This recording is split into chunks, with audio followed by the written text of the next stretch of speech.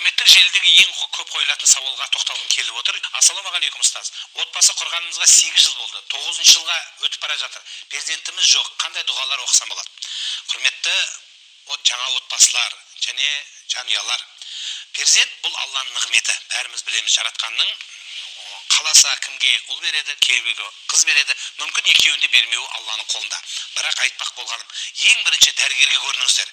Тек қана дұға оқып, тек қана ертеден кешке дейін отыра беру бұл шешім емес. Бұл бүгіннің қателігі деп айта аламын. Сондықтан бірінші орында дәрігерге көрініңіздер. Дәрігердің айтқан барлық ұстанымдарын ұстаңыздар. Сонымен бірге дұға оқыңыздар.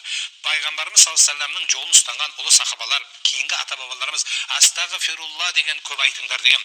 Яғни, ей Құдайым, мені кешір деп әйелі де күйеуі жиі айтсын. Неге? Өйткені кім күнәсінен құтылар десе, истиғфар айтсын дейді. Бұл астағфирулла, я Алла, мені кешір деген сөз.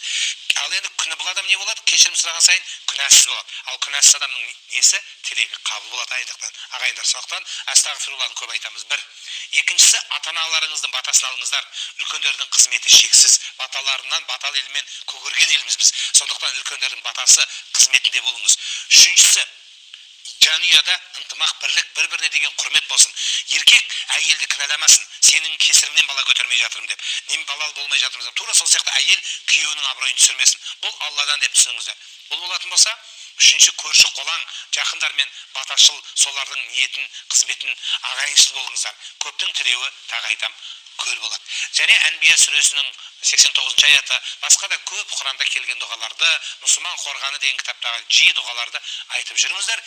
Ең бірінші, қанша уақыт өтсе де Құдайдан үміт үзбеңіз. Алла үмітіңізді ақтайды. Баршаларыңызға Құдайым перзентті нәсіп етсін.